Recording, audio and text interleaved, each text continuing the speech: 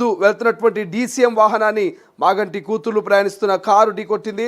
DCM van tyre ఉన్నట్టుండి ఊడిపోవడంతో ఈ ప్రమాదం జరిగినట్టుగా పోలీసులు దర్యాప్తులో తేలింది. అయితే కారులో ప్రయాణిస్తున్న మాగంటి ఇద్దరు కూతురులతో పాటు మరొకరికి తీవ్రంగా గాయాలైనట్టుగా తెలుస్తుంది. దానికి సంబంధించిన అప్డేట్స్ మనం చూస్తున్నాం.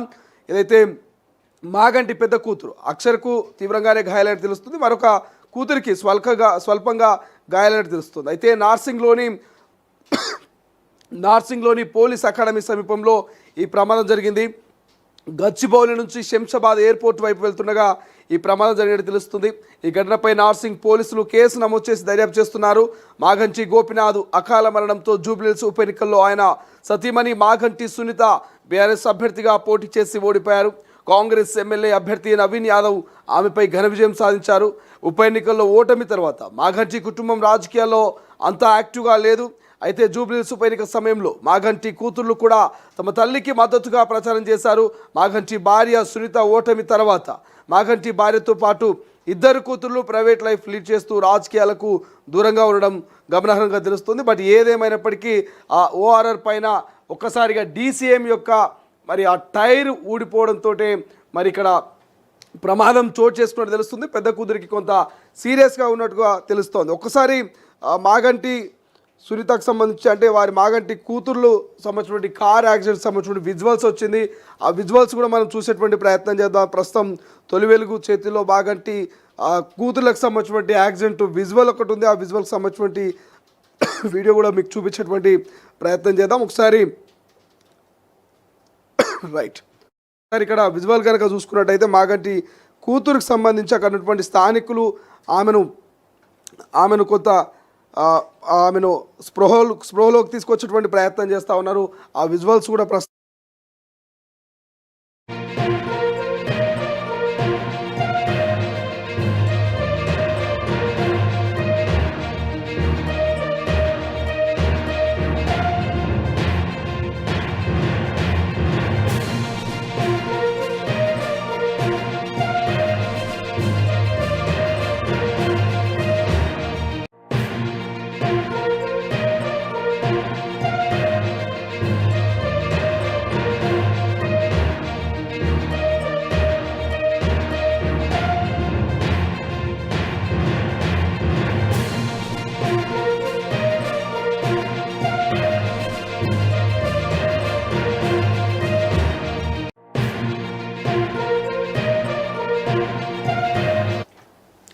సో ఒక్కసారిగా ఇక మాగంటి గోపినాథ్ మరణంతో జూబ్లీహిల్స్లో ఉన్నటువంటి మాగంటి అభిమానులు తీవ్ర ఆవేదన వ్యక్తం చేసినటువంటి పరిస్థితి మనం చూసాము.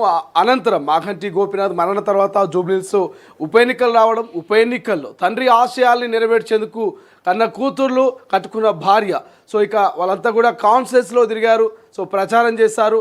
ఎట్టి పరిస్థితుల్లో ఈసారి సో మాగంటి సునీతకు ఓటేయాలి, మా నాన్న ఆశయాలు నెరవేరాలంటే మా అమ్మను గెలిపించాలంటూ కూడా మాగంటి కూతుర్లు సో ప్రజల్లోకి వెళ్ళారు. ప్రజల్లోకి వెళ్ళి ఇక మరి తమ తల్లిని గెలిపించుకునే ప్రయత్నం చేశారు. అయినప్పటికీ ఇక నవీన్ యాదవ్ కాంగ్రెస్ పార్టీ అభ్యర్థి ఇక గెలవడం జరిగింది, అక్కడ సునీత ఓడిపోవడం జరిగింది. సో మాగంటి మరణం దాదాపు ఒక 5 నుంచి 6 నెలలు కాకముందు, అంటే 6 నెలలు గడవక ముందే మరోసారి ఈ రోడ్డు ప్రమాదంతో కొంత మాగంటి అభిమానులు మాత్రం ఆందోళన చెందుతున్నట్టుగా, మాగంటి కుటుంబంలో విషాదం నెలకొన్నట్టుగా అయితే ప్రస్తుతం తెలుస్తోంది.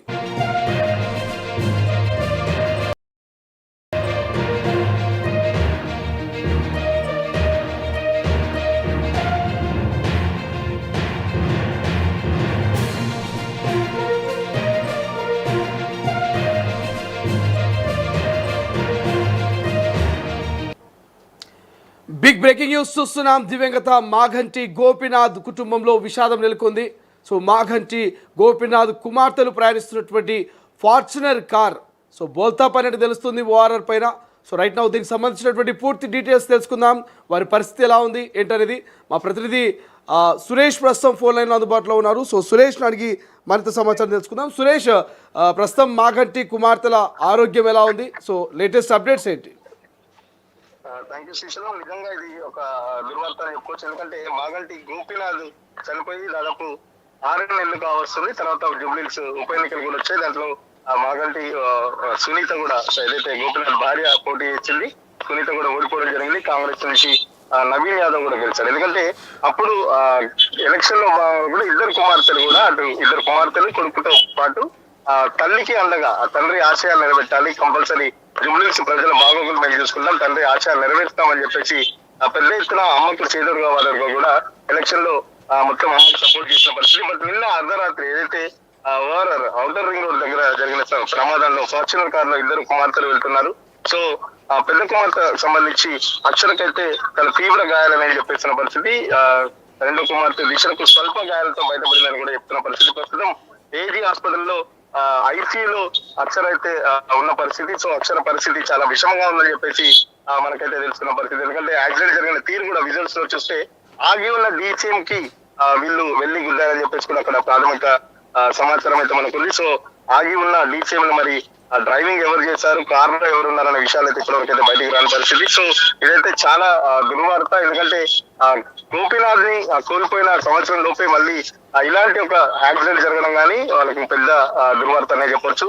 సో ఐసీలో అయితే పెద్ద కుమార్తెకు సంబంధించి ట్రీట్మెంట్ జరుగుతుంది. ప్రస్తుతం ఏజీ హాస్పిటల్లో ఉన్నారు.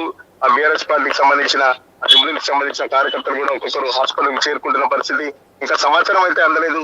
పెద్ద కుమార్తె పరిస్థితి అయితే ఐసీలో సీరియస్ గానే ఉందని చెప్తున్నారు. డాక్టర్లు ట్రీట్మెంట్ కూడా చేస్తున్నారు అని చెప్పేసి మనకి సమాచారం.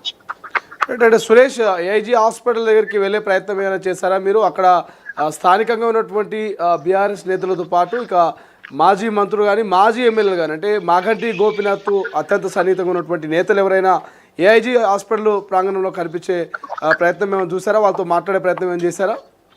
ప్రస్తుతం నేను ఇక్కడ ఏజీ హాస్పిటల్ దగ్గర ఉన్నాను. బట్ ఇక్కడ కెమెరాలు కూడా ఏజీ హాస్పిటల్ అలౌ చేయట్లేదు. వాళ్ళు ఎవరైనా కనుక బయటికి వస్తే మీరు మాట్లాడే తప్ప ఇక్కడ మాత్రం కెమెరాలు తీయడానికి పర్మిషన్ లేదని చెప్తున్న పరిస్థితి. సో అందరూ పైన ఉన్నారు.